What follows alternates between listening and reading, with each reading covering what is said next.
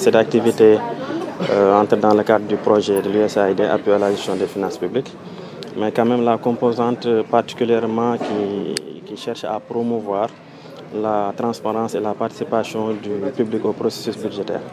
Donc, en tant qu'organisation de la société civile, nous avons été approchés par le partenaire et nous avons discuté de façon générale, en tout cas autour d'un certain nombre d'initiatives que nous avions, notamment consistant à vulgariser l'information autour du budget.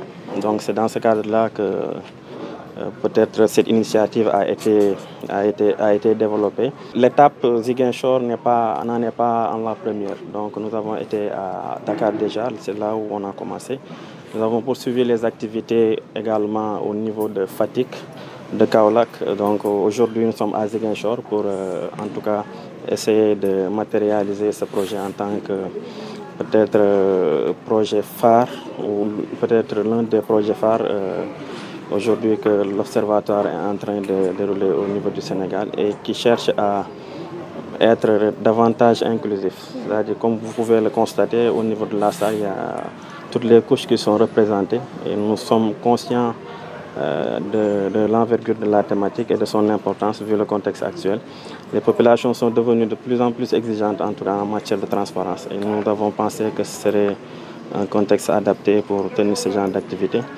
Nous avons ciblé en premier lieu les parlementaires, mais comme vous le savez tous, actuellement ils sont en session. Et c'est dans cette perspective-là que nous avons jugé nécessaire d'avoir une autre approche qui consiste à organiser des sessions décentralisées avec les acteurs locaux et les élus également de ces localités-là. Pour aujourd'hui, ça concerne Ziguinchor et Sédhiou.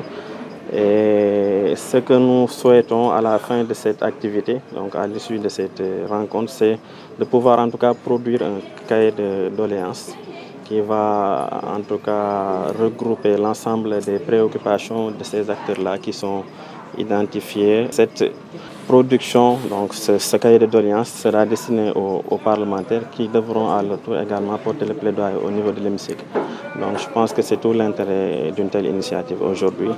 Et j'en profite pour remercier l'ensemble des participants, surtout l'autorité territoriale, donc monsieur le préfet, et l'ensemble des élus qui sont ici, que ce soit les élus de la région de Ziguinchor comme de la région de Sédhiou. Donc c'est une initiative en tout cas englobante qui nous permet vraiment de toucher un certain nombre de cibles. Nous pensons que l'issue sera vraiment favorable. On a pu, à travers en tout cas un certain nombre de rapports, démontrer qu'il y avait quand même des efforts à faire en matière surtout d'ouverture de l'institution au public. Donc en organisant cette activité, ce que nous souhaitons, c'est de favoriser en tout cas le rapprochement entre les parlementaires et les communautés, dans un sens où on pourra quand même aujourd'hui parler de redevabilité en tout cas des parlementaires envers leur communauté.